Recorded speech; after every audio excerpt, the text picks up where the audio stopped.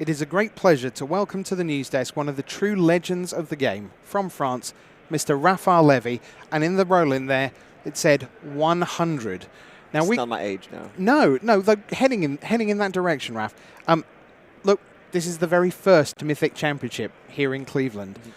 But it looks remarkably similar to 99 other events that you've been to over the last 22 years, 22 years, something like that. Almost 22 years, yeah. Right, okay. And of course, no one has ever done this. You are looking at the player who has played more of these events than anyone ever. So we wanted to acknowledge that incredible milestone that, who knows, may never be beaten. We're talking with the Kiefer family and saying, you know what, Quinn? You're going to be in your mid-30s if you're ever going to come close to what Raf's achieved in the game. So we wanted to talk a little bit about that. How did you get into the game? Where did you find Magic, or where did Magic find you? So I was very young. I was about like 12 or 13. And a friend of mine was telling me about this game he started playing. He was calling it Deck. I played Decks. The game called Decks? Yeah, Decks. Okay. So I was playing chess at the time. And, it's a strategy game. And, you should get into it. I'm okay, well, let's show me what you have. So we play with very, very wrong rules, just like a lot of people. And, not a lot of people would actually tell us how the game actually worked. Because not a lot of people would know. And it was in English too, so the rule book was confusing for us super. Too. For the Frenchies, it's very confusing English, Well, I do, Raph. I do know this. Why don't we've pulled some photos from the archive. I want to put these up on screen. Now, I can tell you sometimes you can tell the history of Magic by the resolution of photos, because some of these things, that photo on the right at the top there was on the website, and it was very, very, very small indeed. And I think that's probably World's Chicago 99 yeah. round 1.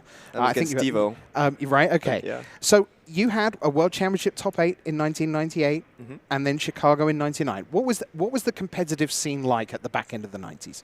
So if you look back now and you look at the names, you're like, oh yeah, this guy is famous. Oh, this guy is famous. So it was a short field of like between 200 and 300 players, something that's not happening these days. Yep. But very good players. So shorter field, but bigger names. Yeah, I think it was Chicago 99, 4 Hall of Famers in the top 8. There was Bob Maher. Ben Rubin, I think. No. Oh, was that Chicago? It was World's 98. World's 98, right. It was Ben Rubin, Finkel. Right. Chris Picula, almost Hall of Fame. Almost, yep. And yeah, so, I mean, just phenomenal lineup from that. And talking of the Hall of Fame, you were inducted into the Hall of Fame very early. It was the 2006, and that was only the second year of the Hall. Looking at it now, as you see all the people who are in the Hall, what does it mean to you now to be a Hall of Famer? It feels a little different from the start because we were only 10 at the time I was inducted, so it felt very special. Of course, it feels less special when there are like 5 more, 4 more, 2, up to 48, I think, today. Sure. But still, it's an achievement that I'm very happy to, when they ask for the career achievements, that's the only thing I put on, the PT Hall of Fame. Okay, you don't go made day 2 of several Grand Prix? No, or just like won the pre-release. Because to be fair, talking of making day 2 of Grand Prix, you don't just make day 2, you win these things. You have 6 Grand Prix titles spread across 3 decades. The 2 that I remember most clearly, 2007, I want to say, where you were in 2 different continents a week apart and won both. Dallas, Fort Worth, and Singapore.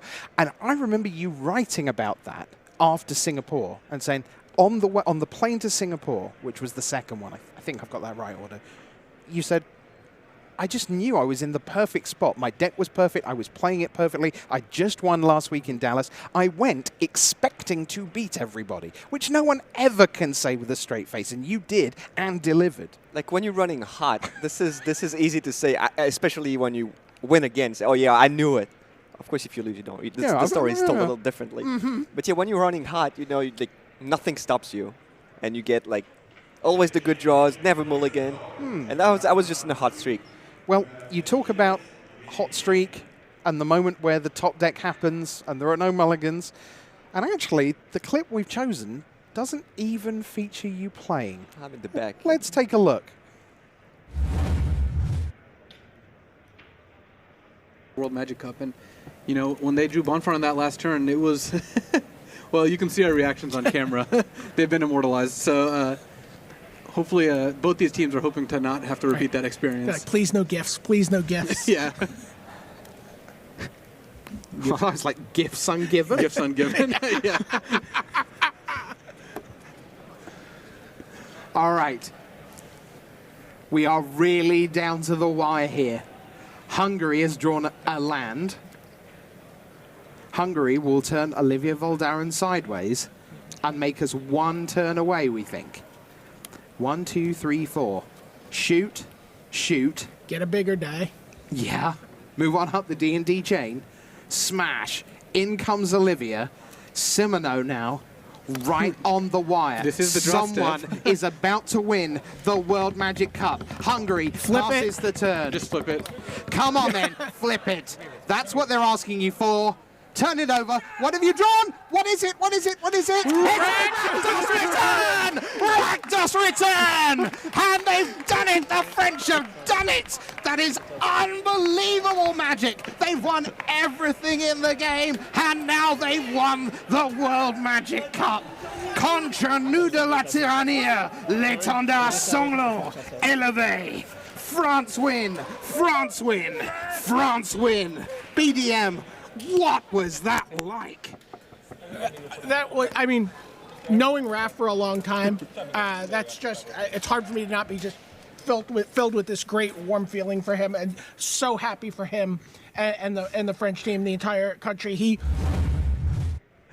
Well, was that the most invested you'd ever been watching a game of Magic? Yeah, when I feel down, I just put on YouTube and watch the match again. You've still watched that back? When I feel really down, yeah. Okay. Like, you know, when... Yeah. In the tough moments. Yeah. You can hear me during the finals.